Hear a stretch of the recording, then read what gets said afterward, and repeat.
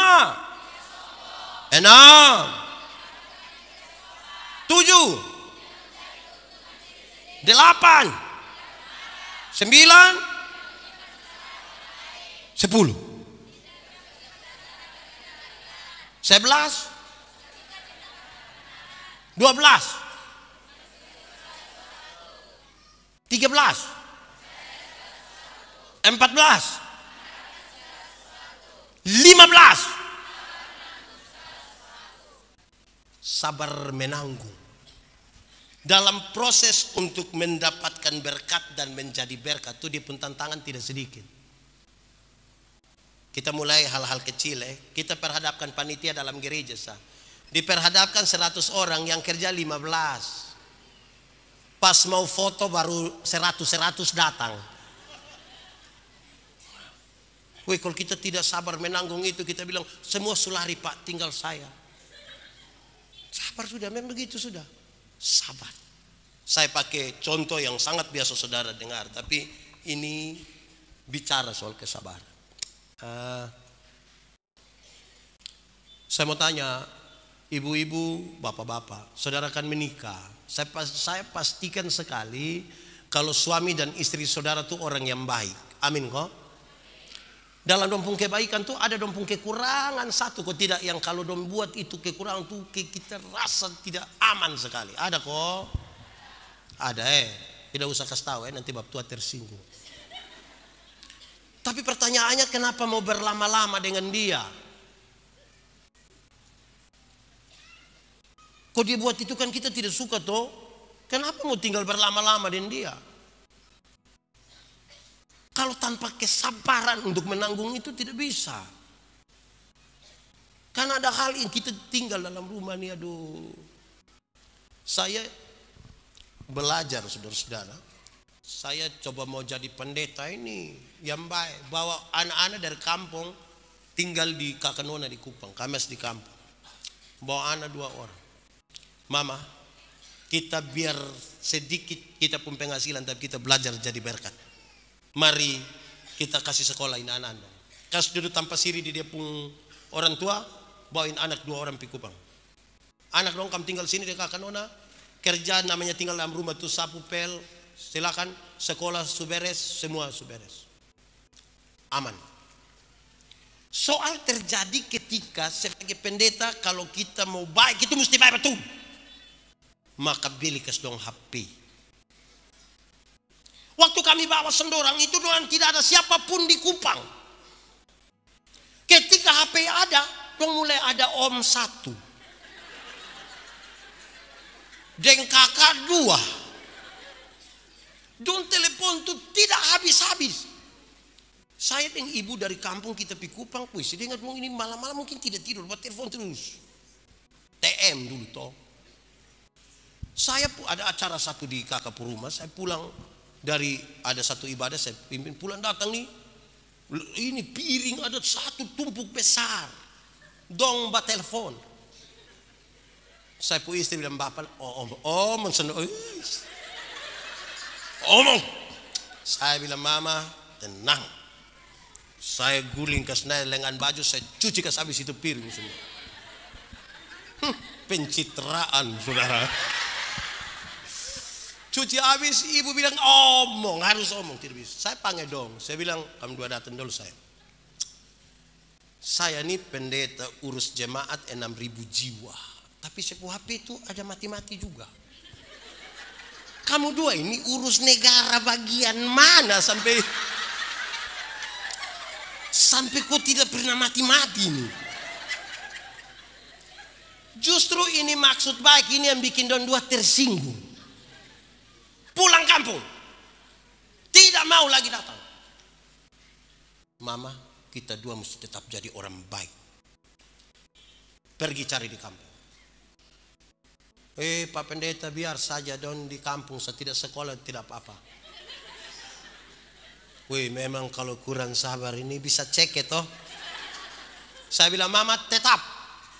Bapak mama saya mau kasih tahu anak dong. Yang penting dong mau sekolah, biar dong di sekolah di bapak dan mama pun tangan sah. Kami super komitmen dengan Tuhan, tidak apa-apa. Terus saja. Sekolah juga tetap di hadapan orang tua juga tidak habis juga. Setelah selesai tahun-tahun itu ibu bilang, bapak Serasa berintis, Wih, kesabaran itu saudara. Itu butuh betul-betul. Kalau tidak kita lebih banyak pencitraan. Kalau tidak kita pencitraan. Butuh sabar betul-betul. Hadapi waktu, hadapi anak-anak, hadapi keluarga dong. Wih. Saya mau tanya dulu, mama. Melahirkan sakit atau tidak? Terlalu sakit. Mau melahirkan normal atau abnormal tetap sakit. Waktu mama dong sakit melahirkan itu, sakit begitu, kenapa kok anak sampai 2, 3, 4? Ada sakit melahirkan bapak hanya dari luar, kau bilang, Yesus tolong. Padahal bapak tidak tolong juga. Saya bilang, Yesus tolong, lebab tua sambil bayangkan kiri-kirin anak muka ke siapa. Iya toh? Sekarang saya mulai, melahirkan susah payah begitu. Anak-anak, kamu tahu kok tidak? Tidak tahu toh, kan saya belum kasih tahu. Kamu tahu kok tidak? Malam-malam itu bapak dan mama setengah mati gara-gara kamu. Kamu pun jam tidur itu orang tua pun jam bangun. Orang tua pun jam tidur, kamu pun jam bangun. Orang tua itu tidak tidur gara-gara kamu. Jam 2 pagi jumpa papa mama ada begini. Betul kok tidak? Dalam keadaan sempoyongan begitu, mama seringkali dipaksa jadi penyanyi lagi. Makanya seringkali mama pulagu itu tidak bisa dipertanggungjawabkan. Kalau tidak bobo digigit. Padahal justru kalau anak bobo itu baru nyamuk gigit. Kalau anak ada lari-lari, nyamuk mana gigit ya? Tapi sudahlah, mama kan lagi apa toh? Anak-anak, kamu waktu pilek dulu, orang tua tidak pakai tangan, kan dia takut bikin rusak pulau hidung itu. Dia langsung hisap dari mulutnya sendiri. Ini mama dong ada, kasih tahu anak dong, betul kok tidak? Bagaya. Kamu waktu buang air besar, dorang pakai dong pun tangan sendiri. Tanya ini bapak mama. Saudara tahu, dorang itu berpikir sesuatu yang lebih tentang kamu. Dorang kadang-kadang tulis di dong pun diari, kalau ada kamu sakit, dong tulis bilang begini, Tuhan, kalau Tuhan berkenan, jangan ini anak dong yang sakit, biar kami yang sakit. Dong mau ganti. Lihat kamu besar-besar begini, dong senang. Dong ingat dulu, dong ajar kamu bicara tuh satu-satu suku kata. Ma, pa. Tapi sayang, ketika kamu mulai lancar beromong, lancar bicara, ada suka beromong dan papa mama? Ada suka? Dong ada beromong dan mama dong kok? Suka kok tidak? Ada omong? Tidak omong? Dong lebih suka omong dengan? Siapa suruh kasih makan dong? Siapa suruh? Siapa suruh? Hei anak-anak, orang tua tuh ajar kamu jalan satu-satu langkah, pegang di tangan baru bilang te, itu jalan belakang itu. Tapi ketika kamu mulai besar dan bisa jalan sendiri, ada suka jalan dengan bapak mama? Ada suka? Lebih suka jalan dengan mama dong, siapa suruh beli kas dong HP? Saudara lihat itu, tidak gampang itu. Anak nona dong yang, coba yang nona SMP angkat tangan, nona tapi baru SMP. Oh, kamu 3, saya lain sudah mengajar. Ini anak SMP dong, ini dong nona-nona. Dong pun bapak tuh percaya diri dan bangga, dong pun anak sudah pakai putih biru. Mau peluk dong di muka dong pun teman dong, ini bapak boleh percaya diri peluk begini, dia pun anak hanya main bahu sah.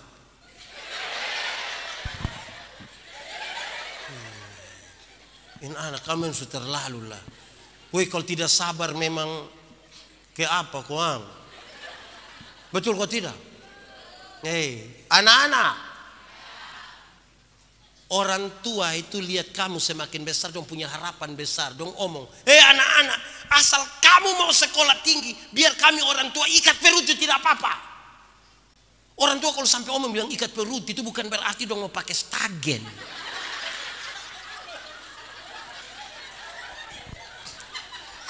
Tapi dorang utang, anak-anak, kamu ada pegang HP? Ada. Itu HP utang. Coba tanya mama dong. Bayar 6 kali itu. Kamu pun motor yang ada pakai itu utang itu.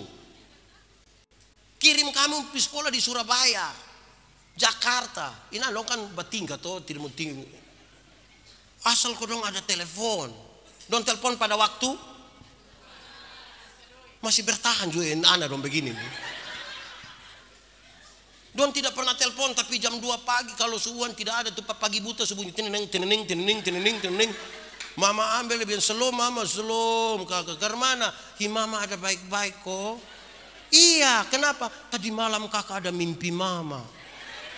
Pas dia bilang tadi malam kakak ada mimpi mama, mama langsung bilang kakak mau berapa nak omong kakak. Ini pagi buta. Betul kok tidak? Hei anak, kenapa bersabar deh anak macam begini dong ini? Telepon orang tua tidak pernah, tapi dia wisuda datang minta bikin syukuran. Itu orang tua utang lagi itu. Bikin syukuran baru dia minta dia juga kata-kata. Terus dia bangun tuh pencitraan, sekali bangun saya tidak bisa sampaikan. Suruh diam. Suruh diam. Itu dia ada cek ini yang mau datang dong sumbangan berapa ini dia. Suruh diam saya itu. Hei, saudara-saudara ini serius ini. Hei, anak-anak. Orang tua itu melahirkan kamu banyak-banyak, tapi tidak pernah pititip di mana-mana. Tapi anak-anak dong yang banyak-banyak ketika dong sukses, dong bisa sepakat titip dong orang tua di mana. Alasan apa? Sibuk. Masih mau bertahan dong.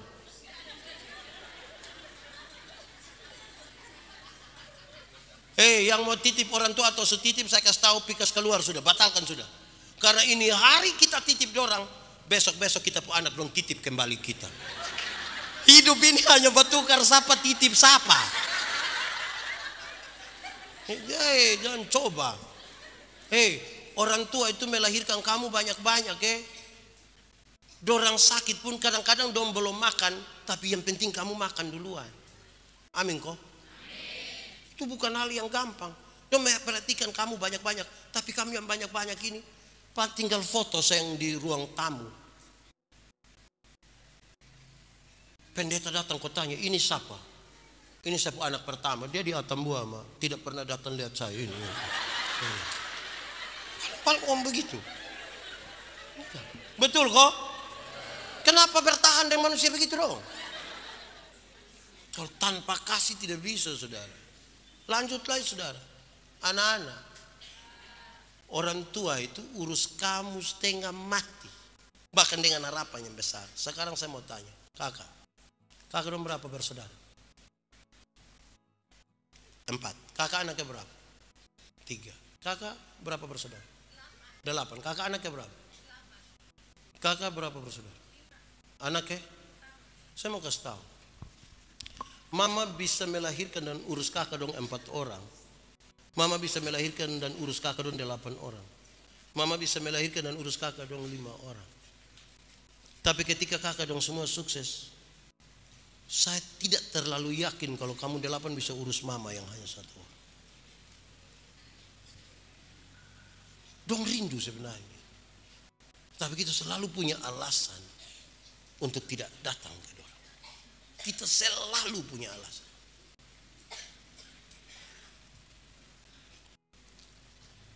Kita menyanyi saja. Saya kesedih. Kok saya sedih kamu tertawa? Kita menyanyi ini lagu dunia tidak apa-apa. Kita menyanyi KPI tidak apa-apa, saya bertanggung jawab. Kasih ibu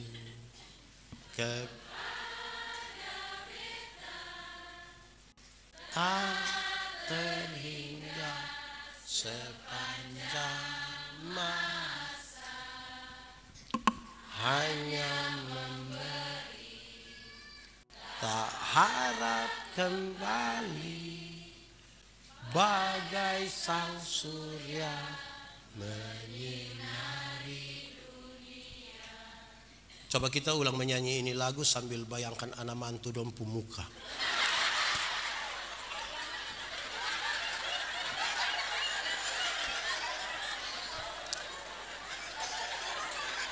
Kok saudara kok tidak mau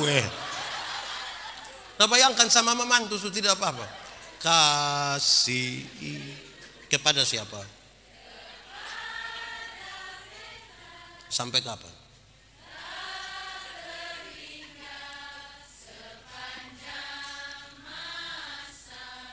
Hanya apa?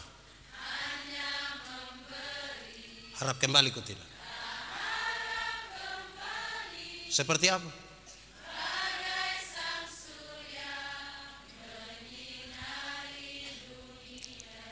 Orang kalau mau jadi berkat, dia mesti mulai dari rumah. Dari mama yang telah membesarkan dia, yang telah mengurus dia. Tidak bisa dia balas dan membandingkan yang dia buat, tapi minimal ada ungkapan terima kasih di situ. Keluarga ini yang tadi saya bilang, yang berbahagia adalah kalau anak-anaknya seperti tunas pohon zaitun di sekeliling meja. Mari kita tunduk kepala di hadapan Tuhan. Bukan karena kami tanpa masalah, tapi karena kami tahu Tuhan Yesus tidak akan pernah biarkan kami sendiri. Karena itu kami ada dalam sebuah keyakinan iman. Yang lemah Tuhan kuatkan, yang sakit Tuhan sembuhkan, yang ragu-ragu Tuhan berikan iman, yang putus asa Tuhan berikan harapan hari ini, yang berbeban berat Tuhan memberikan kelegaan, yang berduka cita Tuhan hiburkan mereka. Terima kasih Tuhan, Engkau terlalu ajaib buat kami. Biarlah firman-Mu menjadi pelita bagi kaki kami dan terang bagi jalan kami. Biarlah firman-Mu bertumbuh dan berbuah dalam hidup kami. Maha besar Engkau Tuhan, terpujilah nama-Mu, terpujilah nama-Mu. Di dalam nama Yesus kami berdoa. Yang percaya sama-sama kita katakan amin. Pemberitaan firman Tuhan selesai. Tuhan berkati kita dengan firman-Nya.